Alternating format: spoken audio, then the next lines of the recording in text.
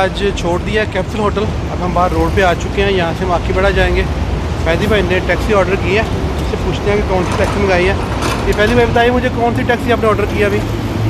मैंने एप्लीकेशन से मंगवाई है, जैपनीज़ टैक्सी है। ये ऑनलाइन एप्लीकेशन है यहाँ की, जैपनीज़ टैक्सी। अभी फर्स्ट टाइम मंगवाई है मैंने, कौन सी है, आने वाली है बस। जी आपने सुना कि फैदी भाई बता रहे हैं कि जैपनीज़ टैक्सी है, इसका रेंट थोड़ा सा इकनॉमिक है। यहाँ से आकीबड़ा का जो कि ऊबर ले रही है 1000 से 1200 रुपया, उसका ये 6 से 700 रुपया लेगी। लेकिन अभी चूँकि हमने उस पर सफ़र नहीं किया, कुछ कह नहीं सकते। ये उतरने के बाद, सफ़र करने के बाद बताएंगे कितना किराया बनता है, मैं कुछ ज़रूर बताऊँगा। अभी हम उसका इंतज़ार कर रहे हैं। ये अभी हम यहीं पे हैं, वीनो स्टेशन पे ही हैं। यहाँ से हम निकलेंगे। ये मेरे पीछे मेन रोड है, ये वो सीधा आप देख सकते हैं, ये आकीबड़ा को जाएगा। यहाँ से पैदल भी जा सकते हैं, चूँकि हमारे पास सामान है। तो हम चाह रहे थे कि सामान होटल में रख के तो फिर साइकिल लेके, आज हमारा प्रोग्राम बन रहा है कि साइकिल के ऊपर हम लोग ना निकलें। और अब देखें तो साइकिल चलाने का यहाँ बड़ा मज़ा है, और साइकिल से सही एक्सप्लोर होगा ये जापान की सड़कें। तो हम भी बहुत जल्द एक साइकिल लेके निकलेंगे और इंशाल्लाह फिर आपको साइकिल पे जापान दिखाएंगे। और ये आपका मेन रोड है, इसके ऊपर ट्रेन है और नीचे सड़क है। ये डबल रोड है, ट्रेन और सड़क ऊपर नीचे चल रही हैं। तो मैं चौक पे खड़ा हूँ और टैक्सी के इंतज़ार कर रहे हैं। जो भी टैक्सी आती है इंशाल्लाह मूव करेंगे।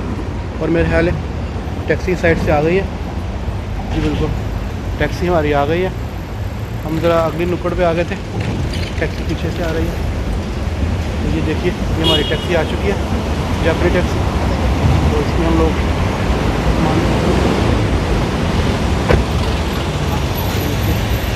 बड़ी अच्छी आदत है ड्राइवर की कि ये सामान खुद लोड करते हैं, ये आपको परेशान नहीं करते।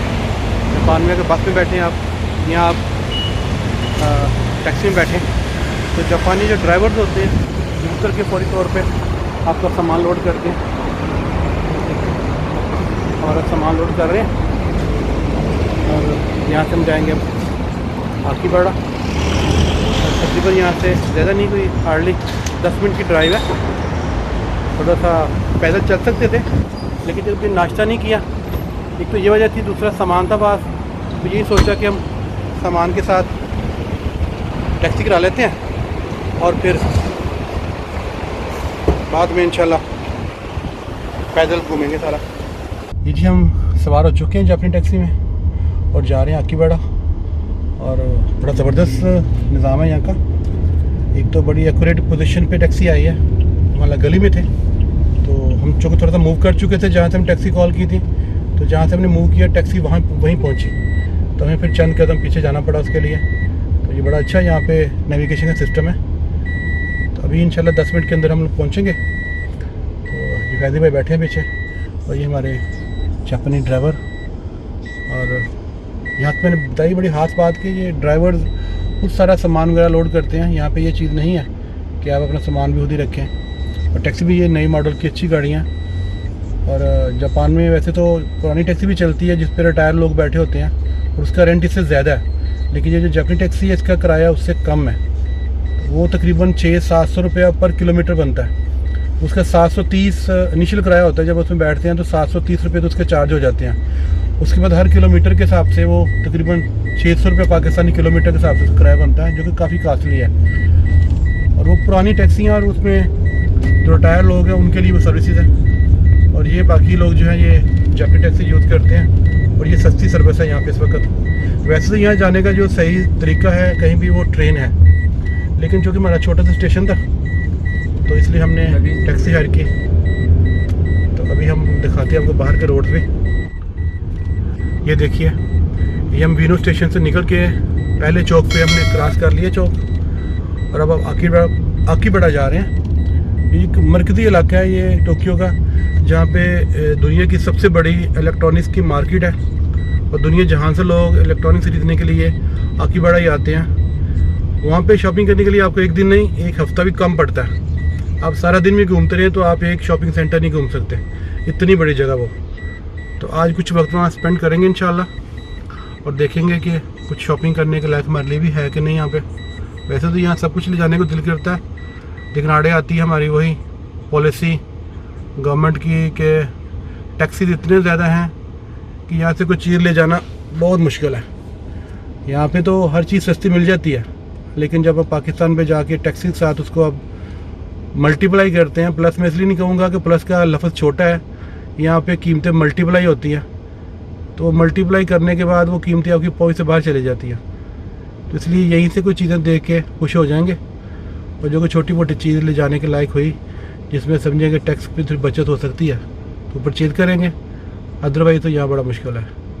और दूसरा यहाँ पे एक और चीज़ भी है, वो मार्केट में जाकर मैं बात करूँगा, बताऊँगा आपको। वो यहाँ की जो इलेक्ट्रॉनिक्स की मार्केट है, वहाँ पे जो चीज़ें मिलती हैं वो 110 वोल्टेज की होती हैं। हमारे जो कि पाकिस्तान में एशिया में जो निज़ाम चलता है वो 220 वोल्ट का है, तो ये 110 वोल्टेज की चीज़ें होती हैं। तो इनके लोग वहाँ पे जाके चलाने के लिए भी मज़ीद फिर बैटरी साथ लगानी पड़ती हैं या कन्वर्टर लगाने पड़ते हैं, तो थोड़ा सा टफ़ काम है। इसलिए इलेक्ट्रॉनिक्स की चीज़ें चाइना की मार्केट की ही ज़्यादा चलती हैं पाकिस्तान में। जो जापानी है या अमेरिकन, ये दो ऐसी कंट्री रह गई हैं वर्ल्ड में जो कि 110 अभी तक यूज़ कर रही हैं। तो यहाँ सारी इलेक्ट्रॉनिक्स की चीज़ें आपको 110 में मिलेंगी। तो ये एक मंज़र है जी आकी बड़ा जाने का। हम बल पहुँचने वाले हैं, ज़्यादा दूर नहीं है। मैंने बताया कि पैदल भी ये 15-20 मिनट की वॉक है, और गाड़ी पे भी 5-10 मिनट लगते हैं, लेकिन चूँकि बीच में ये आ जाते हैं सिग्नल, उस पर खड़ा होना मजबूरी है। तो सिग्नल में खड़े होने की वजह से गाड़ी का टाइम भी थोड़ा बढ़ जाता है। अदरवाइज़ अगर सिग्नल फ्री मिले तो ये 5-7 मिनट का सफ़र है, ज़्यादा लंबा सफ़र नहीं है। हमने ये दूसरा बड़ा सिग्नल क्रॉस कर लिया, और ये हम वीनो से आकीबाड़ा की जानब जा रहे हैं, जो टोक्यो का मरकज़ी इलाका है। और आज हमारा प्रोग्राम है कि हम आकीबाड़ा घूमेंगे, और कल हमारा प्रोग्राम है कि 14 अगस्त को हम एम्बेसी में जाएंगे, और वहाँ पे फ्लैग सेरेमनी के बाद हम लोग वीनो जो स्टेशन के साथ पार्क है, वीनो पार्क, उसमें एक बहुत बड़ा मेला लगा हुआ है, उसमें पाकिस्तानी स्टाइल को विज़िट करेंगे, और कोशिश करेंगे कि आपको वहाँ से पाकिस्तानी स्टाइल में जो चीज़ें मौजूद हैं या जो लोग आए हैं उनसे मिलवाएं, वो चीज़ें दिखाएं आपको।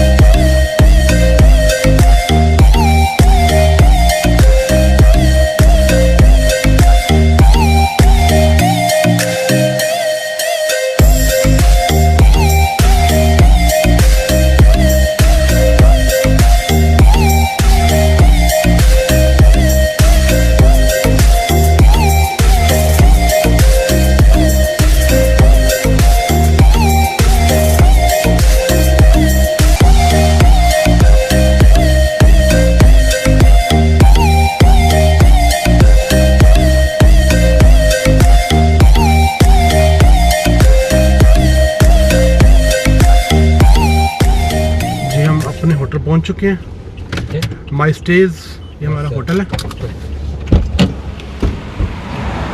ज़्यादा में 5-7 मिनट का सफ़र था, बस बीच में जो सिग्नल का वक्त लगा बस वही लगा। ये हमारा होटल है माई स्टेज के सामने एक बहुत बड़ी इमारत है, ये आप देखिए। क्योंकि यहाँ सारी इमारतें ही बहुत बड़ी बड़ी हैं, ऊपर ट्रेन चल रही है, नीचे रोड हैं, ये आप देख सकते हैं। यहाँ पे पहले भी ट्रेन गुजरी है, और 2 पटड़ियाँ ऊपर एक और ट्रेन आ गई है। ये हमारा सामान उतर है, और ये होटल है जी हमारा। ये थी हमारी जापानी टैक्सी, ये आप देखिए, बड़ी जदीद नई गाड़ियाँ, और इसके साथ ऐप में मौजूद है। आप ऐप में जाइए और आराम से गाड़ी बुक कराइए, और बिल्कुल आपके एक्यूरेट पॉइंट पे गाड़ी आ जाती है।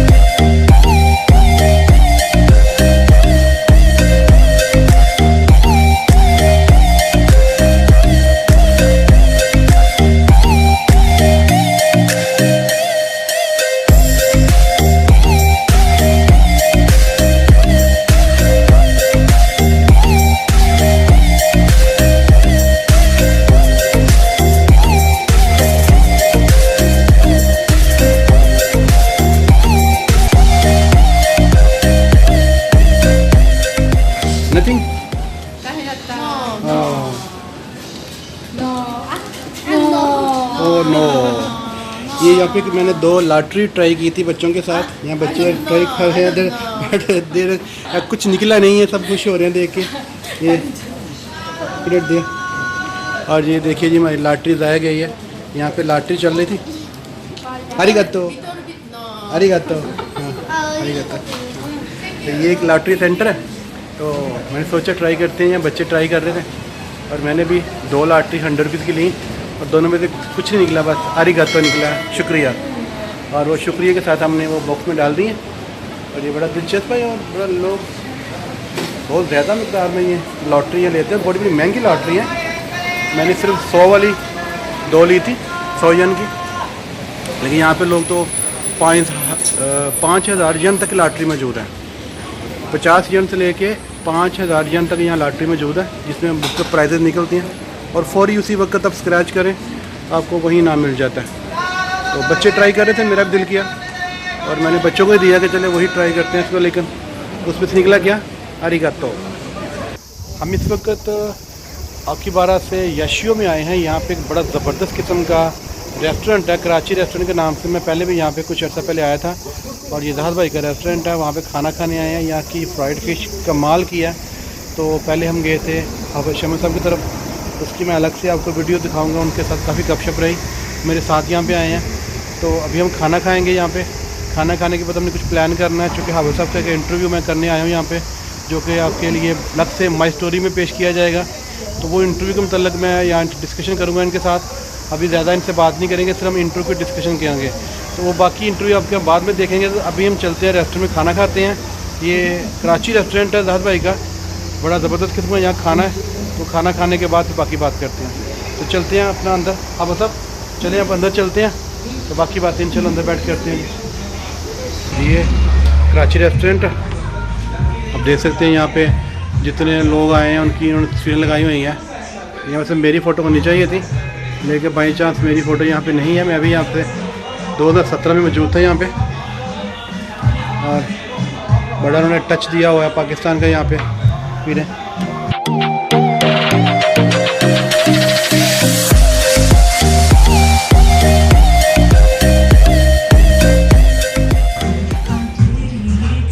जी यहाँ पे एक बड़ी खास बात पता चली थी मुझे, कमाल है जी। ये देखिए, ये दुनिया का सबसे बड़ा मेन्यू कार्ड यहाँ पे पेश किया जा रहा है। ये मैंने पहली बार देखा है किसी जगह पे कि दुनिया का इतना बड़ा ये ईद मुबारक लिखा है उसके ऊपर, और सारी जो मेन्यू की चीज़ें इसके अंदर पेश की गई हैं। और बड़ा ये मज़े की चीज़ है, खाना तो मज़े के है ही, इनका मेन्यू कार्ड बहुत मज़े का है। ये दुनिया का शायद सबसे बड़ा मेन्यू कार्ड है जो यहाँ पेश किया जा रहा है। इतना बड़ा मेन्यू कार्ड कम से कम आज तक मैंने अपनी लाइफ में नहीं देखा। यहाँ सब कुछ मिल रहा है, सिंधी बिरयानी है, काबली पुलाव है, भुना हुआ गोश्त, मटन कुन्ना, मटन नमकीन, मटन कढ़ाई, चिकन टिक्का, मलाई बोटी, तंदूरी चाँप, सब कुछ मौजूद है। यानी कि पाकिस्तानी सारी डिशेज यहाँ मौजूद है। तो मैं हाफिज़ साहब से कहूँगा, हाफिज़ साहब आप चॉइस कीजिए, इस मेन्यू कार्ड पे ज़रा खड़े हो गए, जैसे टीचर बताते हैं, मुझे बताइए क्या आप खाएँगे, आप यहाँ से आप चूज़ कीजिए।